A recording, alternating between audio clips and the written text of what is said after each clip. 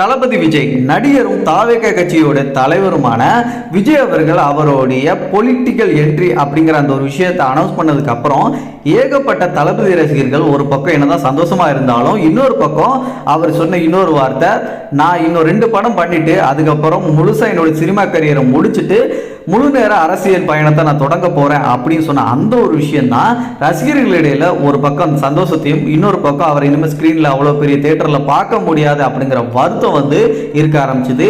தளபதி ரசிகர்களுக்கு மட்டும் இல்ல, மற்ற நடிகர்களுடைய ரசிகர்கள் மனசுலையும் தளபதியோடைய படங்களை இனிமே நம்ம பார்க்க முடியாதா, தியேட்டர்ல அந்த மாதிரி பெரிய செலிப்ரேஷன்லாம் நம்ம என்னைக்கு இனிமே பார்க்க போறோம் அப்படிங்கிற வருத்தம் அவங்க சைட்லயும் இருந்துச்சு அப்படின்னு தான் சொல்லணும். இதுக்கிடையில தான் அவர் நடிக்க போற கடைசி 2 படங்கள்ல வெங்கட் பிரபு இயக்கத்துல கோட் அப்படிங்கிற ஒரு படம் தளபதி விஜய் நடிச்சு வெளியாகி பெரிய வரவேற்பை இப்ப வரைக்கும் பெற்றுட்டு இருக்கு. சோ இதை சொல்றதுக்கு எனக்கும் மனசு இல்ல. தளபதி விஜயோடைய கடைசி படமான தளபதி 69 படத்தை யார் அந்த படத்தை இயக்க போறா, ப்ரொடக்ஷன் கம்பெனி எந்த நிறுவனமா இருக்க போது, இப்படி பல கேள்விகள் அந்த ஒரு படம் ரிலீஸ் ஆகிறதுக்கு முன்னாடியே அனௌன்ஸ்மெண்ட் வர்றதுக்கு முன்னாடியே பல பேரால் பேசப்பட்ட ரொம்ப ஆர்வமான ஒரு விஷயமா மாறிச்சு.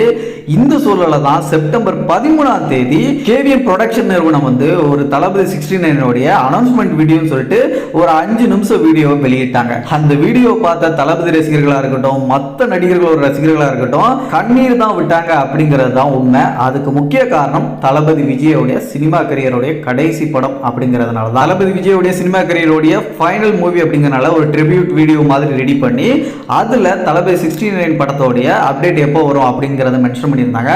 செப்டம்பர் 14ஆம் தேதி மாலை 5 மணிக்கு தளபதி 69 உடைய அப்டேட் வரும் அப்படின்னு சொல்லிட்டு அந்த வீடியோவுடைய எண்டில் வந்து அந்த நிறுவனம் வந்து அனௌன்ஸ்மெண்ட் கொடுத்திருந்தாங்க. சரி, இதுக்கப்புறம் செப்டம்பர் 14ஆம் தேதி 5 மணிக்கு மாலை வந்து அந்த அனௌன்ஸ்மெண்ட் அப்படிங்கிறதுக்கான ஒரு போஸ்டர் அப்படிங்கிறது வந்துச்சு. தளபதி 69 அப்படிங்கிற அந்த போஸ்டர். ஸோ அந்த போஸ்டர்ல இருக்கக்கூடிய விஷயங்கள் என்ன, அந்த படத்தோடைய கதை எந்த மாதிரி இருக்க போகுது அப்படிங்கிற எல்லாத்தையும் தான் நம்ம இந்த வீடியோவில் டீகோட் பண்ணி பார்க்க போறோம். நம்ம சேகர் விஷயம் சேனலுக்கு இதான் முதல் தடவை வந்திருக்கீங்கன்னா சேனலை சப்ஸ்கிரைப் பண்ணி பெல் நோட்டிஃபிகேஷன் கரெக்டாக செட் பண்ணிட்டு இந்த வீடியோ கொஞ்சம் கூட ஸ்கிப் பண்ணாம பாருங்க. வீடியோ பார்த்து முடிச்சுக்க வீடியோ பிடிச்சிருந்துச்சு யூஸ்ஃபுல்லாக இருந்துச்சுன்னா வீடியோ லைக் கொடுக்க மாதிரி. Welcome back another new video. நான் உங்கள் சேகர்.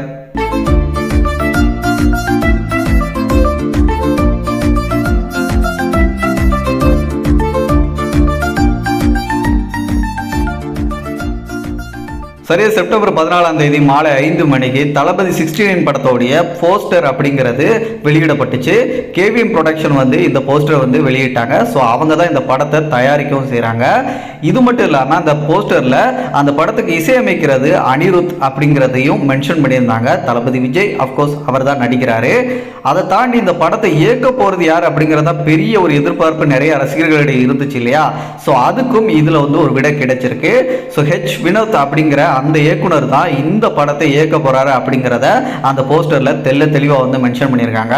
இந்த போஸ்டர்ல நீங்க கவனிக்க வேண்டிய முதல் விஷயம், அந்த 69 அப்படிங்கிற அந்த நம்பர் இருக்குல்ல, தளபதி 69 அப்படிங்கிற அந்த நம்பர் நல்லா நோட் பண்ணி பார்த்தீங்கன்னா இந்த கமா இருக்குல்ல, அந்த சிம்பிள் மாதிரியே அந்த லெட்டர் மாதிரியே இது இருக்கும். ஸோ இந்த கமாங்கிற சிம்பிள் மாதிரி எதுக்கு இந்த 69 வந்து அவங்க டிசைன் பண்ணியிருக்காங்கன்னா, மேபி இதோடைய காரணம் அப்படிங்கிறது நம்ம எல்லாருக்குமே நல்லா தெரியும். புல் ஸ்டாப் அப்படிங்கிறது முடிகிறதுக்கான ஒரு விஷயமா நம்ம பயன்படுத்துகிறோம் எழுதும் போது. அதே மாதிரி கமா அப்படிங்கிறது தொடக்கம் தான், ஆரம்பத்தினுடைய குறியீடாக தான் நம்ம கமாவை வந்து பயன்படுத்துவோம்.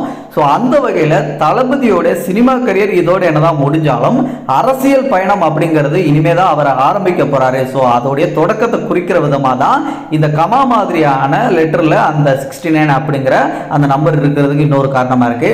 ஸோ அதே கொஞ்சம் திருப்பி தலைகீழ வச்சு பார்த்தீங்கன்னா தூர்தர்ஷனுடைய அந்த எம்பளத்துக்கான சிம்பிள் மாதிரியே பார்க்கறதுக்கு இருக்கும். இதை தாண்டி ரெண்டாவது இந்த போஸ்டர்ல கவனிக்க வேண்டிய ஒரு விஷயம், அந்த போஸ்டர்ல ஒரு கையில தீபத்தை வச்சுக்கிட்டு வெளிச்சத்தை கொடுக்கிற மாதிரியான ஒரு சிம்பிள்ல தான் அந்த போஸ்டர்ல வந்து டிசைன் அப்படிங்கிறது கொடுக்கப்பட்டிருக்கும்.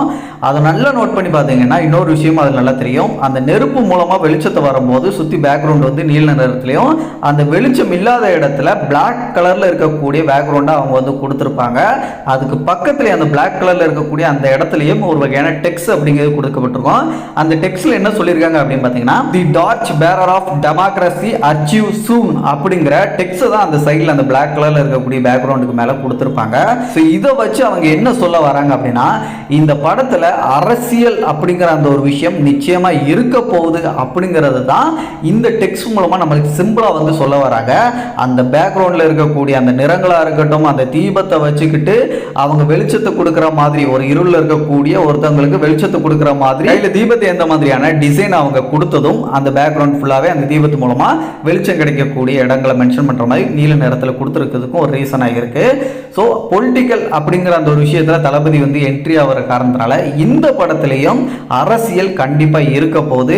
நிறைய பொலிட்டிக்கல் விதமான டயலாக்ஸ்கள் கண்டிப்பா இருக்கும். எக்ஸாம்பிள் நீங்க கத்தி படத்தை கூட எடுக்கலாம். ரொம்ப ஹானஸ்டா ஸ்ட்ராங்கா வெளிப்படையா அந்த படத்துல அரசியல் அப்படிங்கிறத தளபதி விஜய் வந்து பேசியிருப்பாரு. ஸோ அதே மாதிரி வசனங்களும் காட்சிகளும் இருக்கலாம். இன்னும் உங்களுக்கு சிம்பிளா புரியும்னா நம்ம சர்கார் மாதிரி கூட வச்சுக்கோங்க. ஸோ அந்த மாதிரி ஒரு அரசியல் படமா இது மேபி இருக்கிறதுக்கான சான்ஸ் இருக்கு அப்படிங்கிறத இந்த போஸ்டர் மூலமா சிம்பிளா நம்மளுக்கு வந்து இப்போதைக்கு வந்து அந்த அனௌன்ஸ்மெண்ட் போஸ்டர்லயே சொல்லியிருக்காங்க அப்படின்னு தான் சொல்லணும். சரி, இதுக்கப்புறமா இந்த தளபதி 69 படத்தை எடுக்க போற ஹெச் வினோத் அப்படிங்கிற அந்த இயக்குனரை பத்தி தெரிஞ்சுக்கலாம். நம்மள பல பேருக்கு ஹெச் வினோத்தை ஒரு இயக்குனரா தான் நம்மளுக்கு தெரியும். ஆனா நிறைய பேருக்கு தெரியாத ஒரு விஷயம் என்னன்னா, இவர் வந்து ஒரு பத்திரிகையாளராக இருந்து தான் இப்ப இயக்குனரா மாறி இருக்காரு. ஒரு பத்திரிகையாளராக இருந்து இயக்குனரா மாறி இருக்கிறதுனால ஹெச் வினோத்தோடைய ரிசர்ச் ஒர்க் அப்படிங்கிறது அந்த கதை சம்பந்தமா ரொம்ப பயங்கரமா இருக்கும். ஏன்னா அவர் பத்திரிகையாளர் அப்படிங்கிறனால பொதுவாக நார்மலா பத்திரிகையாளர்கள் எல்லாருமே அந்த நியூஸுக்காக நிறைய டீடைலிங்கான சில ரிசர்ச் ஒர்க் எல்லாம் பண்ணுவாங்க. ஸோ அதே மாதிரியான ஒரு சாயல் அவருடைய படங்கள்லயே நீங்க உங்களால பார்க்க முடியும். இவர் இதுவரைக்கும் மொத்தமா 5 திரைப்படங்கள் எடுத்திருக்காரு. அதுல அவருடைய முதல் படமான 2014 வெளியான சதுரங்க வேட்டை அப்படிங்கிற ஒரு படம் தான். இந்த படத்துல அவருடைய ரிசர்ச் ஒர்க் எந்த மாதிரி இருக்கு அப்படிங்கிறதுக்கான ஒரு மிகச்சிறந்த ஒரு படமா இந்த சதுரங்க வேட்டை இருக்கும். ஒரு மனிதனை இன்னொரு மனிதன் எந்த அளவுக்கு ஏமாத்துறான், அதுக்கான யுத்திகள் அவன் என்னெல்லாம் கையாளுறான், அதுல எந்த அளவுக்கு அவனும் ரிசர்ச் ஒர்க் பண்றான் ஒரு ஏமாத்துறவனும் அப்படிங்கறத ஒரு டீடைலிங்கா அந்த படத்துல வந்து அவ்வளவு அழகா வந்து காட்டியிருப்பாரு ஹெச் வினோத். இதை தொடர்ந்து அதுக்கப்புறம் அவர் எடுத்த படம் தான் நம்மளுடைய பவாரியா கேங் அப்படிங்கிற ஒரு கேங் அப்படிங்கிறது நம்ம இந்தியா முழுக்க இருக்கு. அது வந்து ஒவ்வொரு இடத்துலயும் இந்த மாதிரியான கொள்ளை சம்பவங்களை பண்ணிட்டு வராங்க. அவங்க யூஸ் பண்ணக்கூடிய வெப்பன்ஸ் இந்த மாதிரி இருக்கு, அவங்க என்ன மாதிரியான ட்ரிக்ஸ் வந்து யூஸ் பண்ணுவாங்க அப்படிங்கிற எல்லாத்தையுமே நம்ம கண்ணாடியே காட்சிகளா நிறுத்தின ஒரு படம். சொல்லப்போனா பயத்தை ஏற்படுத்தின ஒரு படம் அப்படின்னா தீரன் அதிகாரம் 1 அப்படிங்கிற கார்த்திக் நடிச்ச அந்த ஒரு படம். இந்த படத்தை இயக்குனது ஹெச் வினோத் தான். அதுக்கப்புறம் அவருடைய அந்த ரிசர்ச் ஒர்க் அப்படிங்கிறத பிரதிபலிக்கிற மாதிரியான படங்களை அவர் வந்து எடுக்கல அப்படின்னு தான் சொல்லணும். அவருடைய அந்த டச் அப்படிங்கிறத அந்த 3 படங்கள் அதுக்கடுத்து எடுத்த படங்கள் துணிவா இருக்கட்டும், வலிமையா இருக்கட்டும், நேர்கொண்ட பார்வையா இருக்கட்டும், இந்த மாதிரி படங்கள் வந்து கொஞ்சம் கமர்ஷியலா ஹிட் கொடுக்கலாட்டியும் ஒரு அவருடைய ரிசர்ச் ஒர்க் அந்த இடத்துல மிஸ் ஆன மாதிரி தெரிஞ்சிச்சு அந்த கதைகளுக்கு. அதனாலே அந்த படம் ஓடலே என்னமோ தெரியல. பட் ஆனால் அது ஓரளவுக்கு நல்ல ஓடின ஒரு படமாக தான் இன்னைக்கு வரைக்கும் தமிழ் சினிமாவில் இருந்துட்டு இருக்கு. அதை தாண்டி இப்போ தளபதி 69 வந்து அவர் எடுக்க போறதுனால அவருடைய ரிசர்ச் ஒர்க் அப்படிங்கிறது இந்த படத்துல கொஞ்சம் நல்லாவே பெட்டராகவே வந்து பண்ணுவாரு. தளபதி விஜயோடைய கரியர்ல முக்கியமான ஒரு படம் அப்படிங்கிறதுனால கண்டிப்பா அவர் வந்து இந்த படத்துல எந்த ஒரு பிசுறும் தட்டக்கூடாது அப்படிங்கிறதுல கவனமா இருப்பாருங்கிறது தான் உண்மையான ஒரு விஷயம். நிறைய பேர் எதிர்பார்க்கறது அதுதான். சிம்பிளா சொல்ல போனா நம்ம ஹெச் வினோத் வந்து அவருடைய ரிசர்ச் ஒர்க்கை கரெக்டா பண்ணி காட்சிகள் மூலமா நம்மளை வந்து மெய்சில் இருக்க வைப்பாரு. நிறைய பூஸ்ட் பாம்லாம் கிரியேட் பண்றதுக்கு வாய்ப்பு நிறைய இருக்கு. அந்த பூஸ்ட் பாம்பை இன்னும் மேல கொண்டு போறதுக்கு படத்துல ஒரு இன்னொரு தூணா இணைஞ்சிருக்கிறவரு நம்மளுடைய அனிருத் அவர்கள் தான்.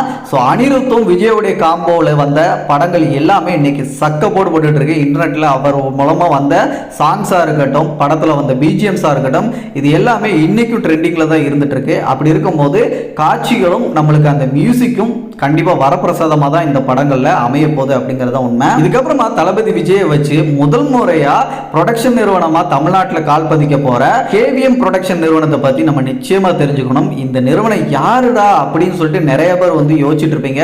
இதுவரைக்கும் கேள்வியே படாத ஒரு நிறுவனம் நம்ம தமிழ்நாட்டில் வந்து அதுவும் தளபதி விஜய் வச்சு ஒரு படம் பண்ண போறாங்களே அப்படிங்கிற ஒரு எண்ணம் கூட உங்களுக்கு வந்திருக்கலாம்.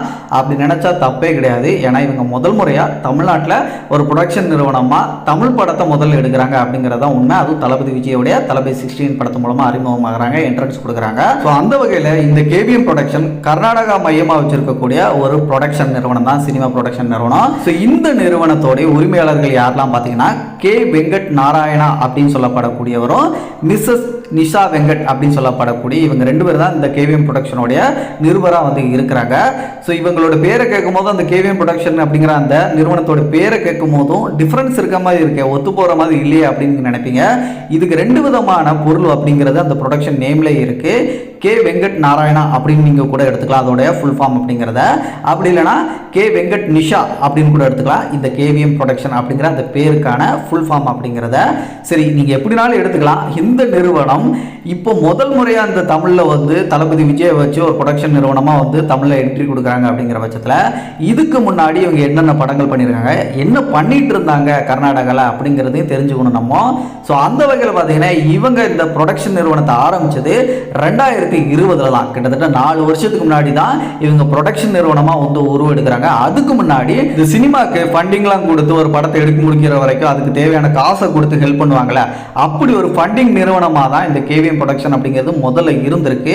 அதுக்கப்புறம் லேட்டராக 2022 தான் இவங்க முதலையா ஒரு டிஸ்ட்ரிபியூட் நிறுவனமாக வந்து கால் பதிக்கிறாங்க. அதாவது ஒரு படத்தை வெளியிடக்கூடிய அந்த உரிமையை வாங்கி அது மூலமாக டிஸ்ட்ரிபியூட் பண்ணக்கூடிய அந்த ஒரு நிறுவனமாக தான் முதல்ல இருந்திருக்காங்க. RRR, சீதாராம், அதுக்கப்புறமா கல்கி 2898 AD அப்படிங்கிற அந்த படம் இப்போ ரீசெண்டாக ரிலீஸ் ஆகிறதுக்கு வெயிட்டிங்கில் இருக்கக்கூடிய சூர்யாவுடைய முதல் 3D மூவியாக இருக்கக்கூடிய அந்த கங்குவா படத்தோடைய கர்நாடகாவுடைய டிஸ்ட்ரிபியூஷன் உரிமையும் இந்த கேவிஎம் ப்ரொடக்ஷன் கிட்ட தான் இருக்கு. ஸோ அவங்க தான் அதை டிஸ்ட்ரிபியூட் பண்ண போறாங்க கர்நாடகாவில். இப்படி டிஸ்ட்ரிபியூட் நிறுவனமாக இருந்த இந்த கேவிஎம் ப்ரொடக்ஷன் அப்படிங்கிற அந்த நிறுவனம் முதல் முறையாக ஒரு படத்தை தயாரித்து வெளியிடுறாங்க. கர்நாடகா படம் தான், அதுவும் சகத் அப்படின்னு சொல்லப்படக்கூடிய ஒரு படம் 2022 கர்நாடகாவில் வெளியாச்சு. அந்த படம் மிகப்பெரிய அளவில் பிளாக் பஸ்டர் ஹிட் அப்படிங்கிறது கொடுத்துச்சு. அதை தொடர்ந்து இவங்க இப்போ முதல் முறையாக தமிழில் தளபதி 69 படத்து மூலமாக என்ட்ரி கொடுக்குறாங்க ஒரு ப்ரொடக்ஷன் நிறுவனமாக. ஓவராலாக இந்த வீடியோவில் தளபதி 69 படத்தோடைய அந்த போஸ்டரில் இருக்கக்கூடிய விஷயங்கள் என்ன அப்படிங்கிறதையும் ஷார்ட் அண்ட் ஸ்வீட்டாக தெரிஞ்சுக்கிட்டோம். ப்ரொடக்ஷன் நிறுவனத்தை பற்றியும் வினோத்தை பற்றியும் நம்ம தெரிஞ்சுக்கிட்டோம். இப்போ நான் உங்ககிட்ட ஒரு கேள்வி கேட்கணும் அப்படின்னு விருப்பப்படுறேன். கண்டிப்பாக கமெண்ட் பண்ணுங்க, அதை தெரிஞ்சுக்கிறதுல நம்ம ஒரு ஆர்வமாக இருக்கேன். நம்ம தளபதி விஜய் இல்லாத இந்த ஹாலிவுட் சினிமா இண்டஸ்ட்ரி எப்படி இனிமே இருக்கும் அப்படின்னு சொல்லிட்டு நீங்க நினைக்கிறீங்க?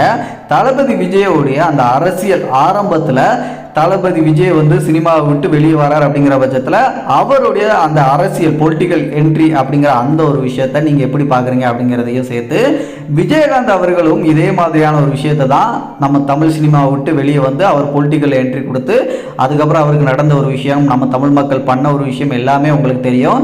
ஸோ அந்த மாதிரியான ஒரு விஷயத்தில் தளபதி விஜய் மாட்டிடக்கூடாதுன்னு நான் நினைக்கிறேன். ஸோ சினிமா வாழ்க்கையை விட்டுட்டு அரசியல் வாழ்க்கைக்குள்ள தளபதி விஜய் எப்படி வந்து காலை எடுத்து வைக்கிறதுல அவர் ரொம்ப ஸ்ட்ராங்காக இருக்காரோ அதே மாதிரி நம்மளும் இந்த ஓட்டு எலெக்ஷன் இந்த மாதிரி விஷயத்துல கொஞ்சம் ஸ்ட்ராங்காக இருக்கணும். இதை எதுக்கு நான் சொல்கிறேன் அப்படின்னா, நம்மளுடைய கேப்டன் விஜயகாந்த் அவர்களுக்கு நடந்த ஒரு விஷயத்தை பற்றி எல்லாருக்குமே தெரியும். அவரும் இதே மாதிரியான ஒரு விஷயத்தை தான் முன்னொரு காலத்தில் பண்ணார். அதுக்கப்புறம் அவருக்கு என்ன நடந்துச்சுங்கிறதும் நல்லாவே தெரியும். அதனால் தளபதி விஜய் வந்து அவருடைய பொலிட்டிக்கல் என்ட்ரியை 2026 முழுசாக கொடுத்ததுக்கப்புறம் மக்களும் சரி ரசிகர்களும் சரி கொஞ்சம் சிந்தித்து நீங்கள் செயல்படுங்க அந்த டயத்தில். ஸோ அதை தான் நான் சொல்ல விரும்புகிறேன். நீங்கள் என்ன நினைக்கிறீங்க அப்படிங்கிறத நம்ம முதல் கேட்ட கேள்விகளுக்கெல்லாம் கமெண்ட் மூலமாக பதிலாக சொல்லுங்கள், தெரிஞ்சுக்கிறேன் நானும். இந்த வீடியோ உங்களுக்கு பிடிச்சிருந்துச்சு, யூஸ்ஃபுல்லாக இருந்துச்சு அப்படின்னா மறக்காமல் இந்த வீடியோக்கு லைக் கொடுத்துருங்க. இதே மாதிரியான இன்ஃபர்மேட்டிவான வீடியோ தெரிஞ்சுக்கிறதுக்கு இன்னும் கூட நம்ம செய்தி சேனலை சப்ஸ்கிரைப் பண்ணால் ஜஸ்ட் சப்ஸ்கிரைப் பண்ணி பெல் நோட்டிஃபிகேஷன் கட்டாயம் பண்ணி வச்சுக்கோங்க. அடுத்த ஒரு நல்ல தகவலோட நான் உங்களை சந்திக்கும். நான் உங்களுக்கு சேகர். Bye bye.